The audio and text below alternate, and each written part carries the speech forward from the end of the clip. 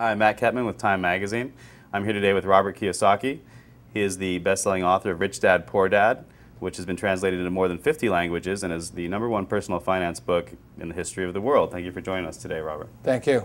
This question comes to us from A.J. Gupta from Grays Lake, Illinois. If you did not have the rich dad in your life, what would you be doing today? It's hard to say if I didn't have my rich dad because as a young kid, starting at probably about the age of 5, 6, 7, 8, 9, I really wanted to be rich. So I think number one is desire, and then you naturally seek your role models and teachers. And in my lifetime, I've had multiple rich dads. My rich dad was my best friend's father starting at the age of 9. And then today, I still seek mentors and wise men and wise women because that's how you get wiser, is by hanging out with smart people. And this one comes to us from Lagos, Nigeria. What made you write Conspiracy of the Rich? It goes back to why don't we have financial education in our schools? I mean, good question, right? Right. And how come the tax laws are different for different people? There's 4 things that make the most 90% of the people poor. Number 1 is taxes. 2 is debt, the college loans, house loans, car payments, credit cards. 3 is inflation. Everything goes up because taxes go up. It's not because things are more expensive. It's taxes. If I have to pay more taxes, I have to pass that on. And the 4th thing that makes people poor is a retirement plan, that 401k or the IRA or their SIP. I don't need a retirement plan because all of my assets produce income. So like I have 1,400 apartments. Every month I get a check. Why do I need a retirement plan?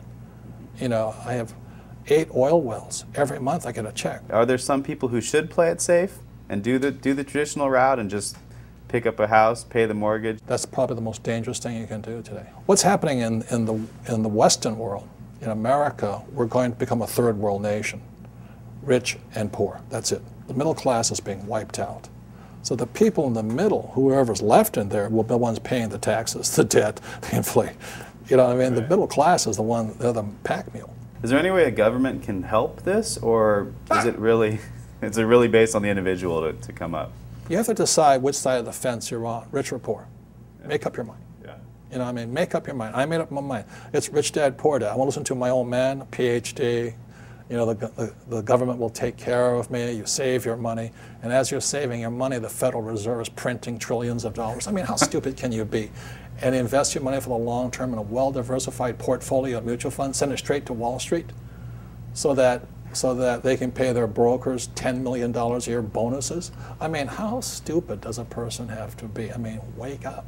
Do they teach you that in college-level economics or no? Hell no. Are you kidding me? Absolutely not. By design. If you read Conspiracy of the Rich, 1903, John D. Rockefeller took over the financial education system by creating the General Education Board. And since then, the rich have controlled what is taught at schools. This question comes to us from Tokyo. Jay Sienna asks, you always say that your poor dad forbade everyone to talk about money at the dinner table. Did you ever ask him why? And at your dinner table now, are people allowed to talk about money? That's all I talk about is about money. Tell me something money does not affect. Does money affect education? Absolutely. If you have money, you can go to the best schools. Look at George Bush. Right. This one comes from Laredo, Texas, from Steven San Ramon. When you and your wife were living out of your car, how did you remain so confident that you would be able to accumulate enough wealth to not only retire rich, but young as well?